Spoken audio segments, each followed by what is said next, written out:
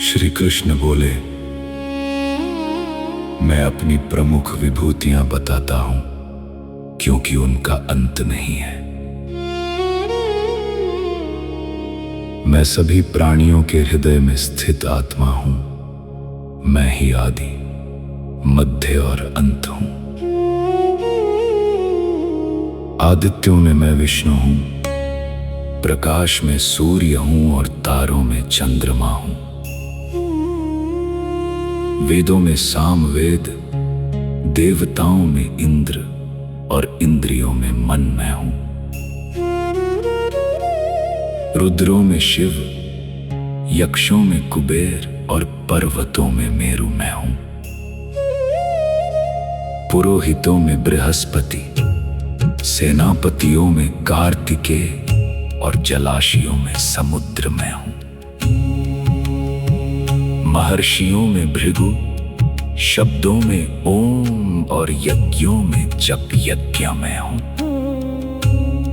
वृक्षों में पीपल, ऋषियों में नारद और गंधर्वों में चित्ररथ मैं हूं। घोड़ों में उच्चैश्रवा, हाथियों में ऐरावत और मनुष्यों में राजा मैं हूं। हथियारों में वज्र, गायों में कामधेनु और सर्पों में वासुकी मैं हूं। नागों में शेषनाग, जल के देवताओं में वरुण और पितरों में अर्यमा मैं हूं। दैत्यों में प्रहलाद, समय में काल और पशुओं में सिंह मैं हूं। पक्षियों में गरुड़, शुद्ध करने वालों में वायु और योद्धाओं में राम मैं हूं। नागों में शेषनाग, जल के देवताओं में वरुण और पितरों में अर्यमा मैं हूं।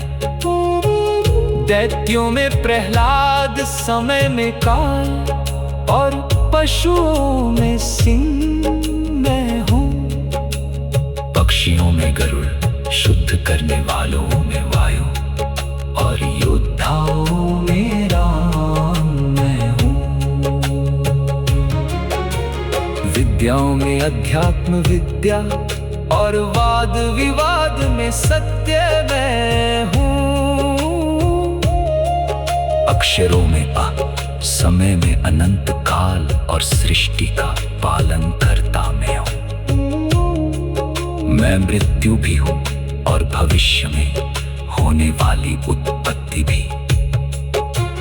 गीतों में बृहत् साम, छंदों में गायत्री और महीनों में मार्गशीर्ष मैं हूं। धोखा देने वालों में जुआ, तेजस्वियों का तेज और विजेताओं की विजय मैं हूं। वंशजों में वासुदेव, पांडवों में अर्जुन और मुनियों में व्यास मैं हूं। दंड देने वालों में न्याय, रहस्यों में मौन और ज्ञानी लोगों का ज्ञान मैं हूं। सभी प्राणियों का बीज मैं हूं। मेरे बिना कुछ भी अस्तित्व में नहीं है। मेरी दिव्य विभूतियों का कोई अंत नहीं है। जहां भी वैभव, शक्ति और तेज दिखाई दे, उसे मेरी शक्ति का अंश समझो। इस पूरे संसार को मैं अपने एक छोटे से अंश से धारण करता हूं।